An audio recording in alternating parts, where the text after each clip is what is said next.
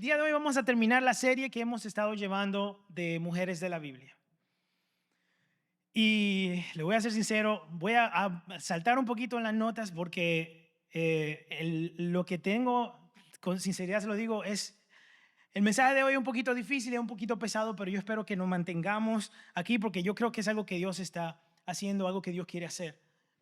Así que abramos nuestro corazón para recibir lo que el Señor quiere darnos el día de hoy. Así que para entrar a la predicación, levantando las manos, ¿cuántos creen que nosotros deberíamos ser discípulos de Jesús solamente algunas veces? Qué bueno que todo el mundo estaba poniendo atención y no levantó la mano. ¿Cuántos deberíamos ser discípulos de Jesús a veces solamente? No, ¿verdad? Todos pensamos que vamos a ser discípulos, seguidores de Jesús todo el tiempo, a tiempo completo. Es necesario, ¿verdad que sí? Y ahora si pensamos esto, por ejemplo, dos personas cuando deciden tener esta unión matrimonial, ellos van ante un ministro y ellos recitan, o es costumbre de ellos recitar unas frases que los compromete el uno a otro. Y le quiero más o menos dar el ejemplo así, dice, prometo ser fiel y respetarte en la riqueza y en la pobreza, en la salud y en la enfermedad, para amarte y cuidarte hasta que la muerte nos separe. ¡Wow! ¡Qué lindo!, ¿verdad? Ahí es que los casados tienen que decir amén, por favor. Libres, si quieren llegar a su casa y vivir el día de hoy y mañana volver, tienen que decir amén, ¿verdad? Qué lindo suena eso, qué bonito, pero lastimosamente el día de hoy la realidad, lo que estamos mirando es todo lo contrario. Así que ya que la realidad es así, ¿por qué no mejor lo arreglamos un poquito y lo vamos a poner de una forma un poquito más real? ¿Verdad que sí? Lo leemos de esta forma, dice así: prometo a veces serte fiel y a veces respetarte en la riqueza y en la pobreza, en la salud y en la enfermedad, para a veces amarte y a veces cuidarte hasta que la muerte nos separe.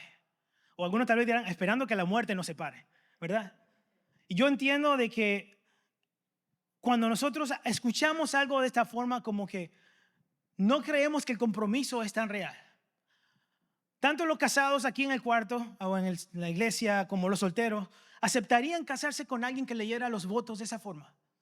Si tu esposo o tu esposa, si mi esposa me dijera a mí, ¿sabes qué? Renové o arreglé los votos con lo que nos casamos, así que quiero decirte que prometo a veces, algo como condicional. Como que realmente no sería algo muy cómodo, ¿verdad? Así que tal vez dijéramos, ¿sabes qué? Yo no quiero meterme en este compromiso porque simplemente a veces no funciona conmigo. A veces no es suficiente. Y nosotros dejamos de ser discípulos y seguidores de Cristo, ¿verdad que sí? Porque nosotros decidimos orar y leer a veces. Decidimos amar a Dios y obedecerle a Dios a veces. Decidimos serle fiel a Dios con nuestro servicio, con nuestras finanzas, solamente a veces. Decidimos comportarnos como hijos de Dios solamente a veces. Y a veces la verdad es que no inspira nada de confianza. A veces no es suficiente. Nosotros no tomaríamos a nadie en serio si nos dijeran, ¿sabes qué? Solamente a veces quiero ser tu amigo. Y a veces tal vez tengamos amigos de esa forma que a veces son nuestros amigos y a veces no. Pero no vamos a tomar a alguien en serio que simplemente diga, ¿sabes qué? A veces quiero estar contigo, pero que a veces no, man. A veces me siento bien, a veces, y eso es tan inconstante que nadie realmente va a querer tener un compromiso ni tomar a nadie en serio de esa forma. Y sabe que Dios también es de esa forma. Nosotros no crean que Dios toma a la ligera que nosotros a veces queramos serle fiel, que nosotros a veces queramos servirle. ¿Usted cree que Dios se merece que a veces seamos seguidores de Jesús? No, ¿verdad que no? Dios se merece todo. Él quiere todo o quiere nada. Entonces, si hubiera sabido antes de tiempo de que la persona con la que se casó le diría, bueno, yo te voy a amar, te voy a ser fiel, te voy a respetar, solamente a veces, creo que no nos hubiéramos casado, no hubiésemos ni siquiera planeado habernos casado con esa persona. Y cuando se piensa así, se vive así, y cuando se vive así, el fracaso es inevitable. Es simplemente matemática. 2 más 2 son 4. Así que si a veces tú eres fiel y a veces tú quieres hacer lo que te toca hacer, pues lamentablemente va a ser un fracaso. Y nuestra relación con Dios fracasa porque nosotros a veces queremos serle fiel. A veces queremos ser hijos de Dios. Y Dios merece algo mejor que eso. Y lamentablemente también vemos eso mismito reflejado en el matrimonio. Y el día de hoy, como le decía, es algo que va a ser un poco pesado, un poco difícil. Porque Nadie entra al matrimonio con planes de fallar. Nadie entra al matrimonio planeando un engaño, planeando un corazón roto o unas mentiras o metidas de pata. Nadie entra planeando eso. Pero ¿qué tal si le dijera que la sociedad del día de hoy prepara a uno de esa forma? Porque cuando nosotros miramos los programas de televisión o escuchamos la música que escuchamos o estamos en las redes sociales, todo lo que vemos es que la sociedad dice, ¿sabes qué? Está bien, no está tan mal, es lo que hace todo el mundo. ¿Sabes qué? La sociedad nos dice a nosotros, nos trata como de criar para aceptar eso de una forma de que es normal porque todo el mundo lo hace. Y la sociedad de una forma u otra justifica esas mentiras porque el diablo es el padre de toda la mentira, ¿verdad que sí? Y él trata de utilizar esta mentira para decir, ¿sabes qué? Con relación a la fornicación, es romance. Se aman. Está bien. La televisión dice que está bien, muestra que está bien. Con relación a adulterio, o la excusa es falta de amor, no recibí lo que ando buscando. Tal vez la persona con la perfecta para mí está allá afuera y tenemos esta mentira, esta excusa. O aprovecharse tal vez de los demás porque pensamos demasiado en nosotros mismos. La idolatría moderna, habíamos hablado de la idolatría hace unos meses atrás. Haz lo que te hace a ti feliz. Todo el mundo se preocupa por uno mismo y de una vez poco a poco va quitando el lugar de Dios del primer lugar y lo pone en segundo plano. Eso suena a egoísmo. Y la sociedad te prepara mentalmente poco a poco para que tú te acondiciones a esto y lo aceptes. Como le decía, todos entramos al matrimonio con ilusiones, como si fuera un cuento de hada, pero hacemos planes para que todo salga bien, pero rara vez hacemos planes para que no se fallen las cosas. Rara vez hacemos planes para no fallar. Entramos con las expectativas y el optimismo de que todo va a estar bien, pero no, cuando estamos ya adentro y nos damos cuenta cómo son las cosas, no planeamos qué hacer para que esto no se destruya. El día de hoy, como le decía, terminamos esta serie y voy a hablar de un personaje que usualmente no está en estas categorías o en estas categorías de mujeres de la Biblia, cuando aún sabemos de que el subtítulo es Fe, Valentía y Propósito. Y es porque esta mujer de la Biblia tuvo un propósito específico dentro de la relación del pueblo de Israel con Dios. Y yo le voy a ser sincero, voy a confesar, a mí se me hizo muy difícil el tener que escribir este mensaje porque hace 2 o 3 semanas, cuando ya sabía el nombre de esta mujer con la que iba a predicar el día de hoy, después de eso, en las últimas semanas, semana y media, no solamente he tenido conversaciones y he visto personas dentro y fuera de la iglesia, cristiana y no cristiana, que se van a relacionar y cuyas historias reflejan lo que vamos a estar hablando el día de hoy. Creo que Dios lo hizo a propósito y créame que es algo que pesa a mi espíritu y yo voy a tratar de hacer lo mejor posible para dejarme dirigir por el Espíritu Santo porque creo que Dios quiere hablarnos el día de hoy. Yo creo que Dios quiere hablarnos con claridad si estamos dispuestos a escuchar con humildad el día de hoy. Amén. Así que entramos a la palabra de Dios. Aún no había empezado a predicar, ahora que vamos a empezar a predicar. Vaya conmigo al libro de Oseas, capítulo 1. Vamos a empezar en el versículo 2. Esta mujer de la que vamos a hablar se llama Gomer.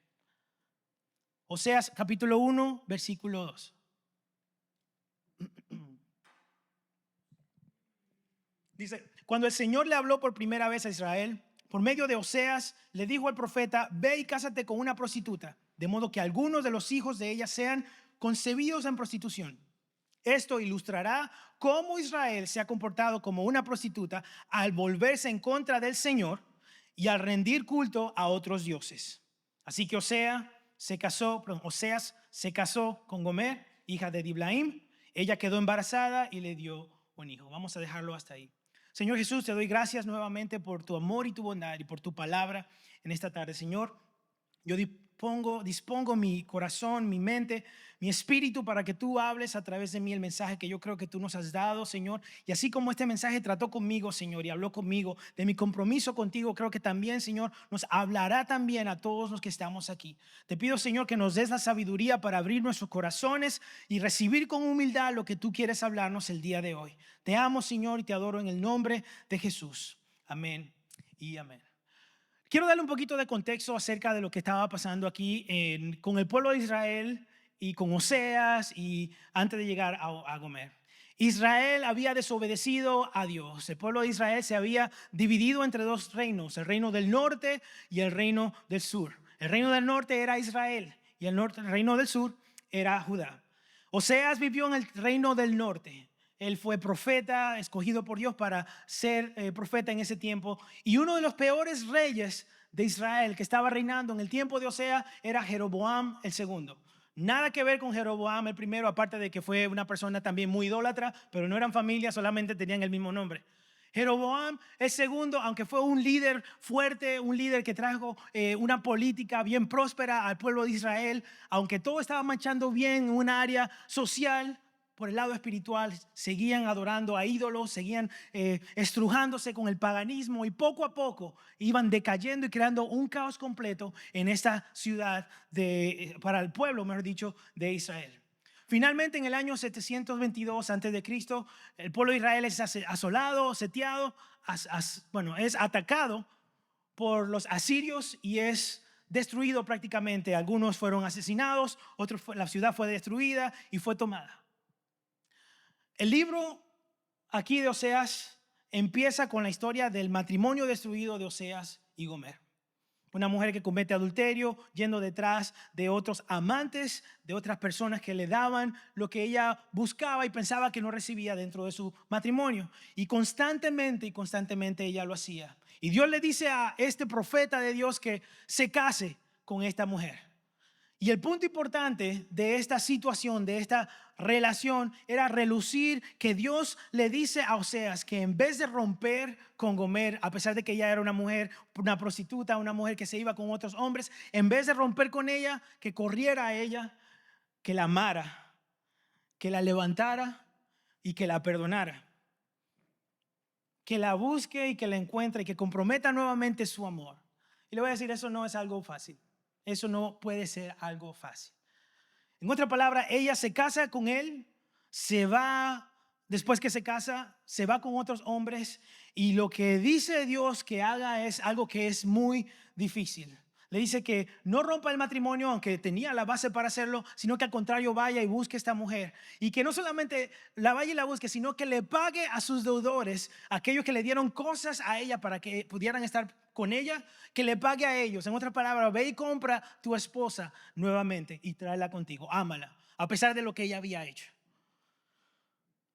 Lo que creo que Dios quiere dar a relucir aquí es que en esta historia entre el adulterio de Oseas y el perdón que ella recibió de la restauración del pueblo de Israel, y que reluce de una forma tan gráfica el amor y la misericordia de una forma tan profética y simbólica de parte de Dios al pueblo de Israel. Y no solamente al pueblo de Israel, sino también con nosotros, también como su pueblo el día de hoy. Así que Dios es el esposo fiel que rescata al pueblo de Israel. No sé si recuerdan, los sacó de Egipto, los llevó al monte Sinaí, donde le dijo: yo voy a ser tu Dios, ustedes van a ser mi pueblo. Le dio los 10 mandamientos y después le da lo que es la tierra prometida. Y ahí los bendice, los prospera, y ellos, en vez de ser agradecidos, toman esas bendiciones y se las rinden al dios cananita Baal. Así que obviamente Dios tiene razones legítimas para terminar esa relación con ellos, como Osea también tenía razones legítimas para terminar con Gomer, pero al contrario, aunque ellos quebrantaron el pacto de que Dios iba a ser su Dios y ellos iban a ser siervos de Dios, Dios, en vez de condenarlos a ellos, Dios restablece su pacto con Israel y los ama y los levanta. O sea, este libro de Oseas hace claro las consecuencias de lo que sucedió con el pueblo de Israel después que ellos desobedecieron a Dios, que a pesar de que Dios lo amó y lo restituyó, ellos tuvieron la derrota delante de ellos, de su pueblo, perdieron la ciudad prometida que le había dado el Señor a ellos y también el exilio de la tierra que el Señor le había brindado a ellos.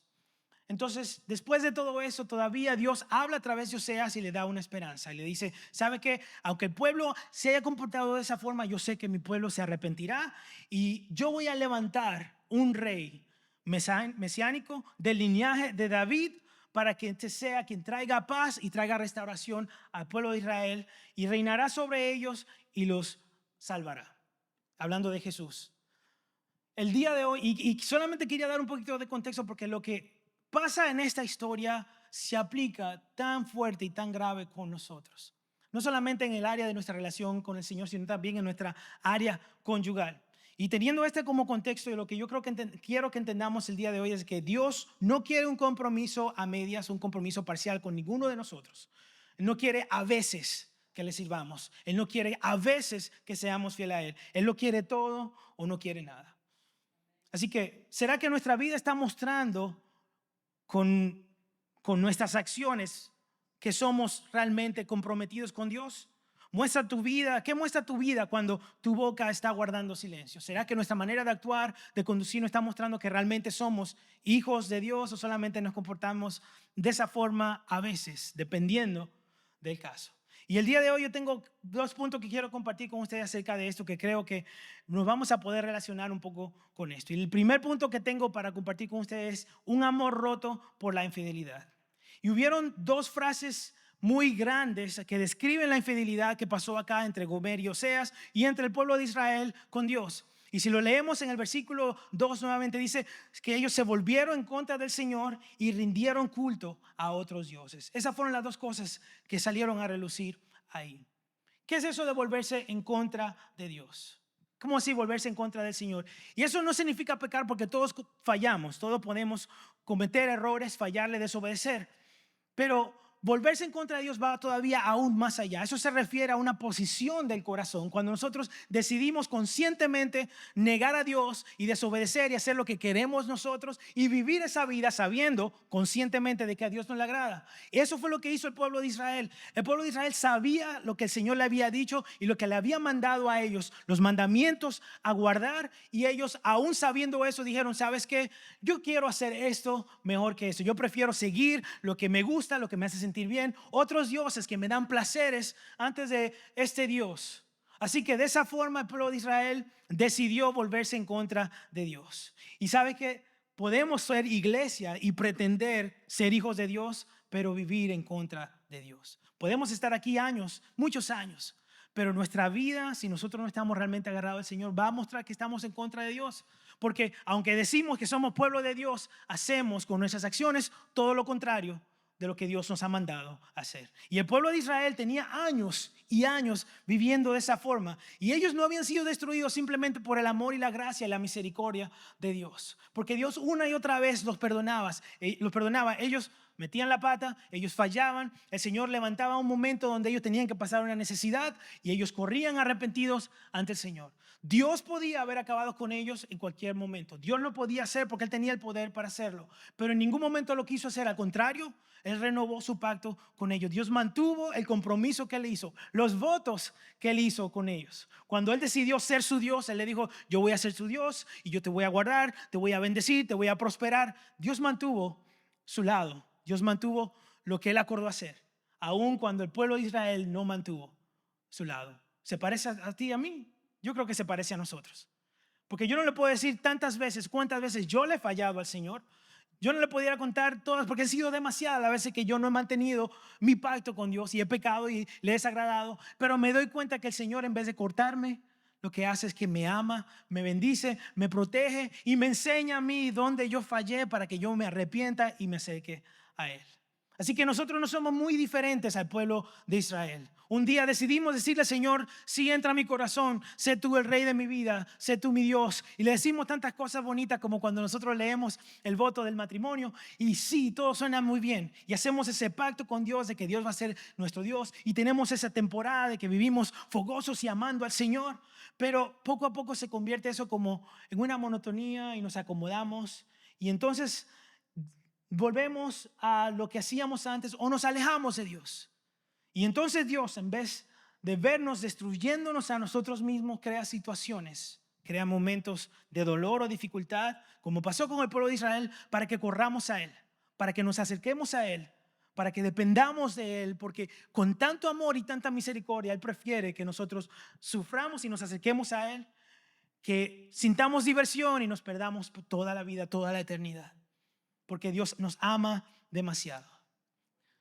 Así como el pueblo de Israel en ocasiones servía al Señor, en ocasiones vivía para Él, en ocasiones, a veces nosotros tenemos esa mala costumbre. Y lo importante de todo eso, de no vivir en contra de Dios, es darnos cuenta, ser conscientes de que nosotros podemos llegar a esa condición donde seremos siervos de Dios a veces, o seremos obedientes a veces, o vamos a hacerlo a tiempo completo, hijos de Dios. Y hay algo que dice el rey Salomón, y lo voy a parafrasear, pero es de que antes de que venga una caída, siempre hay síntomas. Antes de que venga un momento de falla, hay síntomas. Pasa con todo, pasa con los carros. Créame, antes de que su carro falle y se le apague en el medio del highway, ya hay algunas cositas que le van a sonar en el camino, algunas cositas que no van a estar muy bien. Antes de que nuestra salud llegue a un punto muy irreversible, hay algunos síntomas. Lo mismo pasa también con nosotros. Incluso hasta en el matrimonio, antes de que el matrimonio falle completamente, hay algunos casos, algunas situaciones, algunas partes que suceden en nuestro matrimonio que si no atendemos esos síntomas y el producto y la razón por la que esos síntomas salen a relucir, entonces la falla y la caída y la destrucción de ese matrimonio es inevitable. Antes de nosotros alejarnos de Dios, ya han habido ciertas condiciones que nos han llevado, o que incluso más lejos vamos, a veces la ignoramos. Sabemos que estamos mal, sabemos que estamos haciendo cosas que a Dios no le agrada y sentimos esos síntomas de que deberíamos cambiar, pero ignoramos y no queremos escuchar la voz de Dios. Y cuando hacemos eso, lo que hace el Señor es que nos da una mente reprobada y anulamos lo que el Señor quiere decirnos, y el Señor lo que permite que nos sintamos entonces tal vez insensibles. Llegamos a un punto insensible donde entonces lo que el Espíritu Santo nos diga, nos hable, nos rebala, como dicen por ahí. No nos hace nada, nos sentimos muy sensibles. El rey Salomón lo puso de esta forma en Proverbios 16:18. El orgullo va delante de la destrucción y la arrogancia antes de la caída. En otras versiones puede ser antes del quebrantamiento de la soberbia y antes de la caída la altivez de espíritu. Siempre, no algunas veces, siempre antes de una destrucción y una caída hay síntomas. Y no tenemos un ejemplo mejor que esto que el mismo pueblo de Israel. Antes de que el Señor lo castigara o permitiera de que ellos fueran asolados y atacados, ellos ya se habían conducido con idolatría. Habían puesto en el lugar de Dios habían puesto otros dioses, otras costumbres. Uno no se encuentra débil de la noche a la mañana. No es como que de repente uno está viviendo una vida ferviente, amando y orando al Señor, y de repente se amanece y dice, me siento débil, voy a ir a pecar. No, es algo que va progresivamente cayendo, un decaimiento, un distanciamiento de parte del Señor progresivamente, y nos volvemos entonces insensibles. A través de la historia del pueblo de Israel nos damos cuenta de que había un tiempo de que todo estaba bien, que le servían a Dios, que vivían para Él y se acostumbraban, pero después se acomodaban demasiado, y eso creaba un área, un tiempo donde poco a poco ellos se iban distanciando del Señor y llegaban a pecar. Y nosotros también somos de esa forma. Rompemos ese amor por Dios con infidelidad. Vivimos una etapa donde estamos cerca de Dios y una etapa donde ya no queremos porque nos acostumbramos, nos acomodamos muy bien. Y a veces cuando nos damos cuenta es demasiado tarde. Estamos ya dando en el fondo, pegando en el fondo, donde nos damos cuenta y pensamos, ¿cómo llegué yo a este punto? ¿Cómo llegué aquí tan bajo? ¿Cómo fue que yo fallé y no me di cuenta? Y es que muchas veces no le pusiste atención a las banderitas rojas que te decían, hey, cuidado, ten cuidado, deja eso, al Espíritu Santo hablando a nuestra mente, a nuestro corazón. Estamos sin ánimo, sin deseo de hacer todo lo que antes hacíamos para Dios, pero lo que nos convertimos progresivamente al estar en esa posición entonces es en idólatras, porque entonces cambiamos el lugar que Dios tenía en nuestras vidas y ponemos otras cosas. Y tal vez te diría, no, Frankel, yo no soy idólatra, porque yo no tengo figuras en mi casa, no tengo imágenes, no tengo imágenes de yeso, de piedra en la casa. No estoy hablando de ese tipo de idolatría, porque lo mencionamos hace unos meses cuando estuvimos hablando de eso. Nosotros somos idólatras porque hacemos dioses con otras cosas. Convertimos recursos en fuentes, cuando la única fuente de nosotros debería ser ¿quién? Cristo. Dios es la única fuente, y en el momento que cometemos el error de convertir un recurso en una fuente, nos damos cuenta de que nosotros hemos sido idólatras, pasamos a un lugar de idolatría. Y esa fue la frase que vimos en el versículo que estábamos leyendo, cuando dice rendir culto a otros dioses. Dice, esto ilustrará cómo Israel se ha comportado como una prostituta al volverse en contra del Señor y a rendir culto a otros dioses. ¿Qué es eso de rendir culto a otros dioses? Dios se refiere a Israel y a nosotros como esa esposa infiel. Porque nosotros a veces nos comportamos de esa forma. Lo que hace un esposo o una esposa infiel es cambiar lo que tiene por lo que le hace, lo que cree o lo que siente que le hace falta. Y en lo que estaba preparándome esta semana acerca de este mensaje, lo escuché la semana pasada y me pareció muy, muy interesante. Es una trampa que se llama la trampa 80-20. La trampa 80-20, lo que se trata es de que los hombres y las mujeres tienden a dejar donde reciben un 80% de lo que necesitan para buscar el 20% que creen que se están perdiendo. ¿Me entienden? Los hombres y las mujeres tienen un 80% que es provisto, dado por el Señor, tal vez en su matrimonio, y piensan tanto en el 20% que creen que necesitan, que no están recibiendo en la casa, que lo que hacen es de que se enfocan tanto en ese 20% que van tras él. Y el problema, la ironía de todo esto es que cuando se dan cuenta que están dentro de este 20%, se dan cuenta que pierden el 80% y ya es demasiado tarde para negociar muchas veces volver a tener ese 80%. Es una trampa que se llama psicológicamente la trampa del 80-20. Se enfoca tanto en el 20% que cuando van tras él y lo cambian, se dan cuenta de que no valió la pena 20 por 80. Y eso suele pasar con la gente muchas veces. Y hay algo que quisiera que ustedes se acordaran de esto, porque es lo que nosotros sin querer eventualmente practicamos, no solamente en nuestra casa, sino también con el Señor, con Dios. Por eso Dios le hablaba al pueblo y le decía que ustedes están prostituyéndose, están siendo idólatras. Le decía, lo que me falta es mejor que lo que tengo. Lo que me falta es mejor que lo que tengo. Y nos enfocamos ahí pensando en lo que me falta es mejor que lo que tengo. Y cuando se dan cuenta que dejaron lo que realmente necesitaba, ya era demasiado tarde. Y esto es lo que vemos en la historia de Israel con el pueblo de Dios, con Dios. Y esto también es la misma historia de Oseas con Gomer. Y si quiere vaya conmigo a Oseas capítulo 2 versículo 5. Dijo ella, iré tras mis amantes que me dan pan y me dan agua, mi lana y mi lino y mi aceite y mi bebida. O sea, ella fue tras ellos por lo que ellos le daban, porque lo que tal vez piensa ella que no estaba recibiendo en la casa. Cuando este tipo, con todo respeto, ella estaba casada con Oseas, un hombre que era bueno, un siervo del Señor, pero ella piensa que lo que está recibiendo en la casa no era suficiente. Y el pueblo de Israel estaba pensando lo mismito acerca de Dios, de que estamos con Dios, Él es nuestro Dios, nuestro proveedor, pero yo creo que nos hace falta sacrificar a algunas personas porque queremos rendirle culto a Baal. Queremos practicar estas costumbres paganas porque no, el Señor, Dios no nos deja hacer eso, pero nos hace falta hacer eso porque todo el mundo lo hace. Y el día de hoy eso se traduce de esa misma forma. Yo voy a hacer esto que a Dios no le agrada, yo voy a pecar, yo voy a fornicar, voy a adulterar, voy a robar, voy a engañar, porque dentro del mundo cristiano, pues yo no puedo tener esos placeres, yo no puedo disfrutar eso, así que yo voy a hacer eso y voy a dejar a Dios, que es mi proveedor, que es el que me da todo lo que yo necesito. Y creemos la mentira del diablo. El diablo es el padre de toda mentira. ¿Lo creen? ¿Sí o no? Sabemos, la palabra del Señor lo dice, Satanás es el padre de toda mentira. Y cuando nosotros adoptamos esa mentira y creemos esa mentira, entonces decimos, es verdad lo que el enemigo dice. Yo me voy a ir tras de lo que yo siento, lo que me hace falta. Eso es egoísta. Decir, ¿sabes qué? Yo sé que tú dices que me ama Dios, yo sé que tú me provees, que tú dices que eres mi sustento, pero yo necesito más o no tengo lo que yo quiero. Y desplazamos el lugar de Dios de primero a otras cosas y nos convertimos en idólatras, porque entonces lo que ya se convierte en nosotros, nuestro Dios nuevo, son los entretenimientos, son el trabajo, son las posesiones, son tantas cosas que tenemos, el dinero, las diversiones.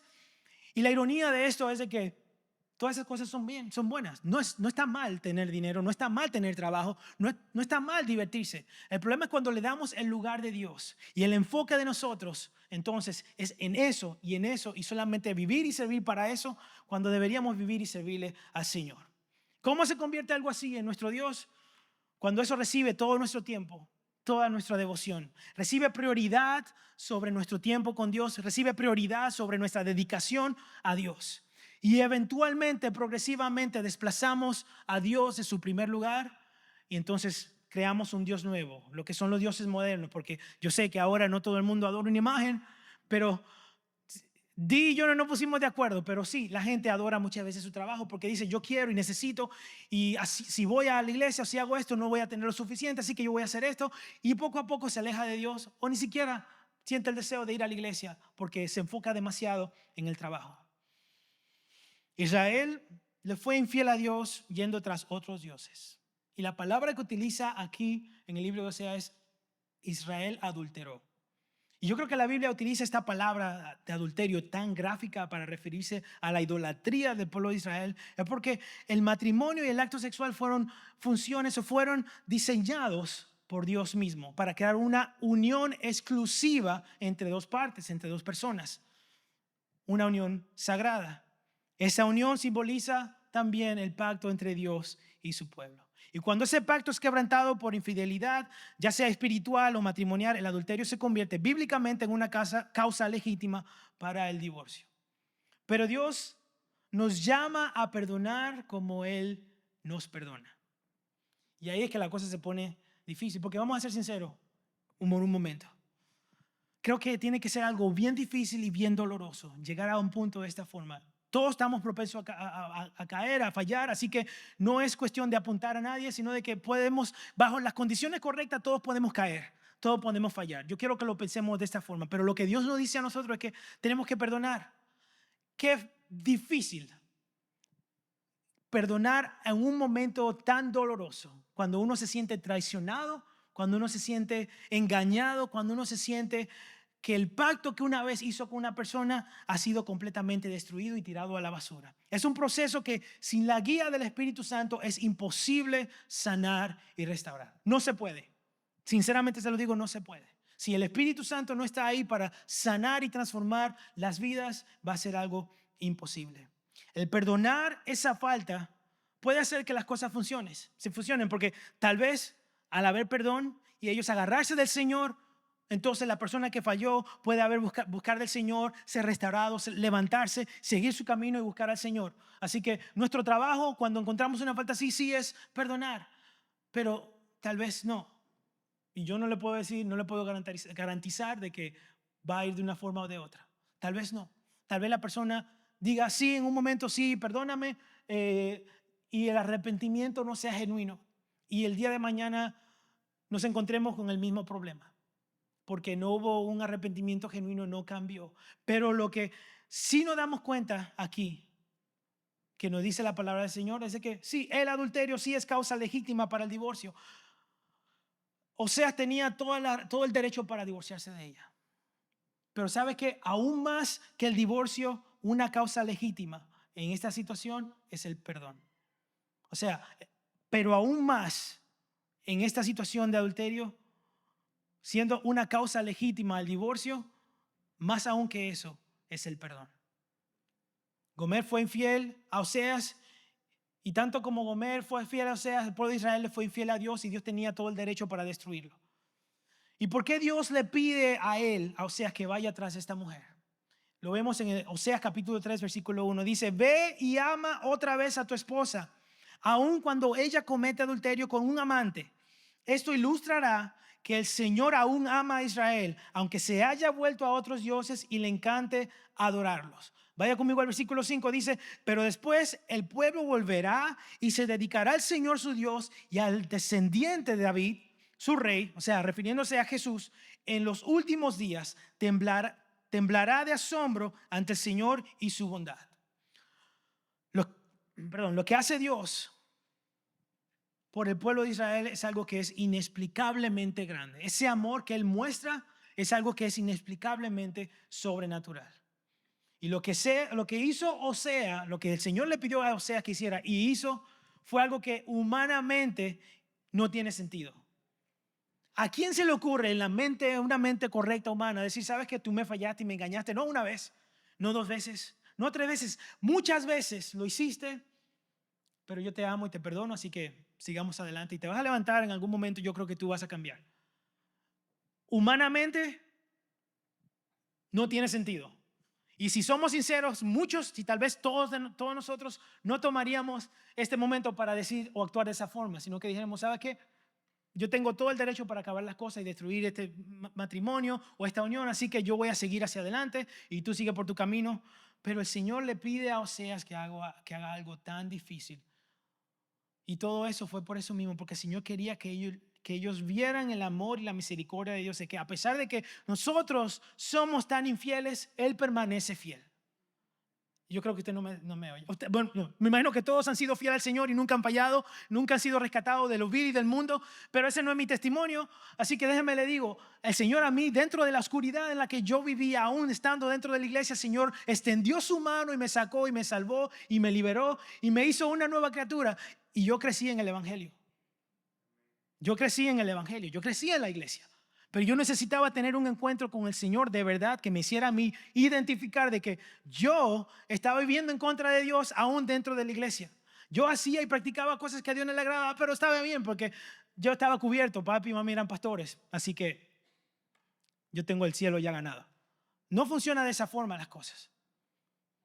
Así que el saber de que Dios permanece fiel, aun cuando yo no le soy fiel a Él, fue algo tan refrescante y tan renovador y tan fortaleciente para mí, de que me hizo amarlo y buscarlo aún más. Porque Dios, mirando todo mi pasado, mi presente y mi futuro, en vez de haberme destruido sabiendo de que yo le iba a fallar, lo que hizo fue que me amó, me abrazó, me restauró, me cambió.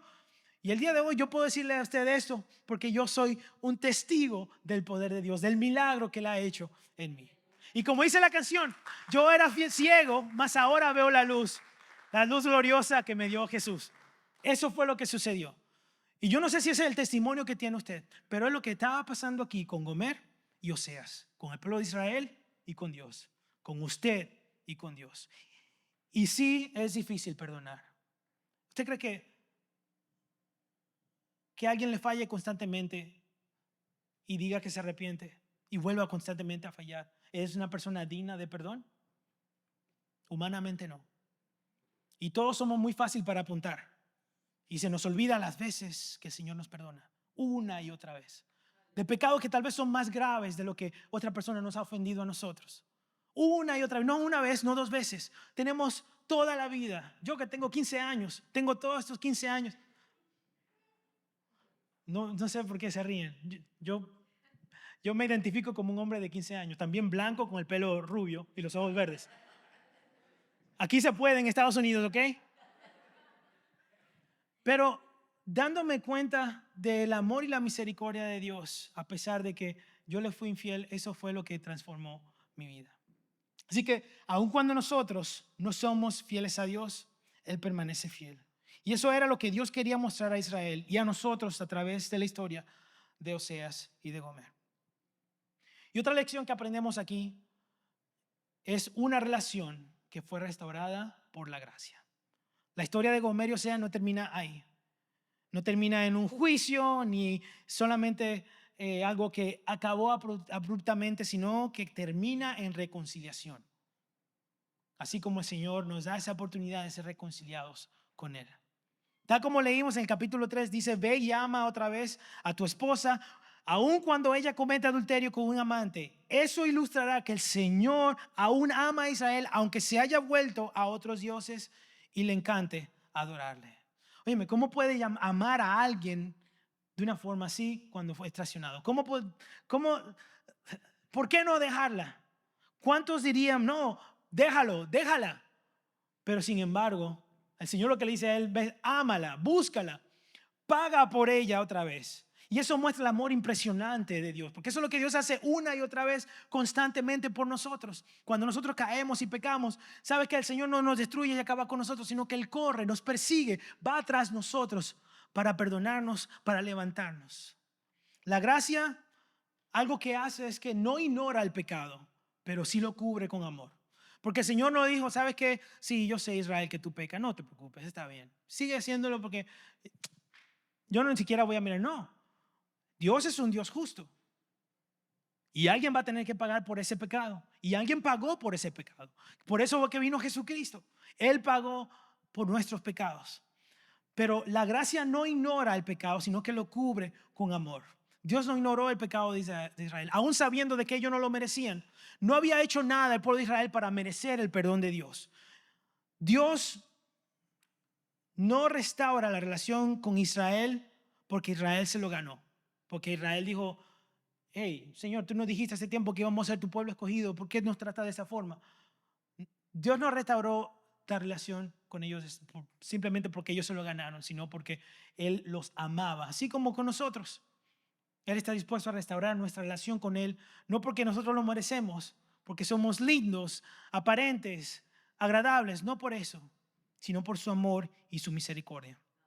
Así también sucede con nosotros. Cuando nosotros nos alejamos, cuando reemplazamos a Dios con otros dioses. Y créame, dentro de la iglesia, dentro del cuerpo de la iglesia general, no solamente aquí, en todos lados, esta situación de idolatría pasa muy frecuente, constantemente. La gente no lo acepta, no lo quiere ver, pero en el momento de que algo toma el lugar de Dios, nosotros no queremos aceptarlo, nos estamos negando. Y lo cubrimos con que es que tenemos muchas ocupaciones, tenemos tantas cosas que hacer, tenemos tantas cuentas que pagar, tenemos tantas cosas que hacer con la familia, tenemos tantas cosas y incluso el ministerio. Yo tengo tantas cosas que hacer en la iglesia. Yo no puedo ahora mismo orar, no puedo leer, no puedo tener mi relación con el Señor porque yo tengo que hacer esto, tengo que tocar, tengo que predicar, tengo que hacer algo de... Buscamos las miles de excusas. Y el Señor lo que quiere de nosotros es todo o nada. No quiere un poquito, no nos quiere a veces, Él nos quiere completamente. Estando dentro de la iglesia en un ministerio, no. Estando dentro de la iglesia o trabajando fuera de la iglesia, lo que sea, lo que Dios quiere es que le demos a Él todo. Y lo que leímos o mencionamos hace ratito acerca de Dios siendo fiel, lo vemos en Timoteo, capítulo 2, versículo 13. Dice, si fuéramos infieles, Él permanece fiel. Él no puede engañarse a sí mismo. Dios es fiel a nosotros porque esa es su naturaleza. Eso es Él. Dios es fiel. Dios es amor y Dios es fiel. Es parte de su naturaleza. Y sabes que Él espera también de nosotros que nosotros seamos fieles a Él.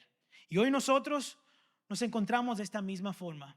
Tanto como Gomer y como Israel, nosotros no merecíamos que Dios fuera fiel con nosotros ni corriera a buscarnos a nosotros. Pero lo lindo de todo eso es de que dice la palabra del Señor, si nosotros confesamos nuestros pecados, Él es fiel y justo para perdonar nuestros pecados, limpiándonos de toda maldad. Yo siendo usted estuviera muy contento de eso. ¿Sabe por qué? Porque no lo merecemos. Yo no sé si es que no pecamos suficiente tal vez, gloria a Dios si ese es el caso. Pero el saber de que tenemos redención y perdón y borrón y cuenta nueva, porque el Señor es fiel, es maravilloso. Eso no es para abusar de la gracia, no me refiero para que digamos podemos pecar deliberadamente, no. Sino que el producto de una vida que ama y quiere servir al Señor es ese momento de que yo fallo y pequé, Señor, perdóname y me arrepiento y corro hacia el Señor. De eso se trata la gracia, de acercarnos a Dios, el limpiarnos, el sanarnos, porque nosotros cuando nos caemos y nos ensuciamos en el lodo, viene el Señor y nos rocea de su agua, nos limpia, nos seca y nos abraza y nos dice, hijo, qué bueno que volviste a casa porque yo te amo. Y ahí vamos otra vez, tal vez como una oveja de esas y caemos otra vez, el Señor viene otra vez porque Él es fiel, es su naturaleza. Esa es la gracia que persigue de parte de Dios, que no merecemos. Oseas no esperó que Gomer regresara arrastrándose. Él no esperó de que ella dijera, ay, yo te fallé, ven. No, el Señor le dijo, ve y búscala a ella donde está con esos hombres revolcándose, como dicen por ahí. Está con ellos, ve y búscala. Y no solamente eso, págale a ellos el servicio que ella le está dando. Porque ellos le estaban dando cosas para que pudieran estar con ella. Y el Señor le dice, págale a ella sus deudas, ámala y tráela otra vez a ti. Y Osea no solamente la buscó, tuvo que comprar otra vez lo que era de él. ¿Le suena algo parecido? Comprar otra vez lo que era de él. Cuando el Señor estuvo con el monte Sinaí, con el pueblo de Israel, le dijo, yo voy a ser tu Dios y ustedes van a ser mi pueblo. ¿Y sabe lo que Dios todavía tuvo que hacer? Años después, volver a comprarlo, pero con sangre, a precio de cruz. Dios tuvo que ir a comprar nuevamente lo que era suyo, por amor. No tenía que hacerlo, pero Él fue y lo hizo. Y eso fue lo que Jesús hizo por nosotros. Y le prometo que ya voy a aterrizar este avión. Ahora sí, ya voy terminando. Esa gracia es la que nos restablece y nos acerca más y cambia esa relación que teníamos con Dios a una relación bien como Dios quería tenerla. Eso fue lo que hizo Jesús por nosotros.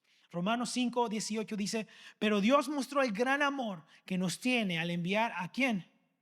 A Cristo a morir por nosotros cuando todavía éramos pecadores. Entonces, ya que hemos sido hechos justos a los ojos de Dios por la sangre de Jesucristo, con toda seguridad Él nos salvará de la condenación de Dios.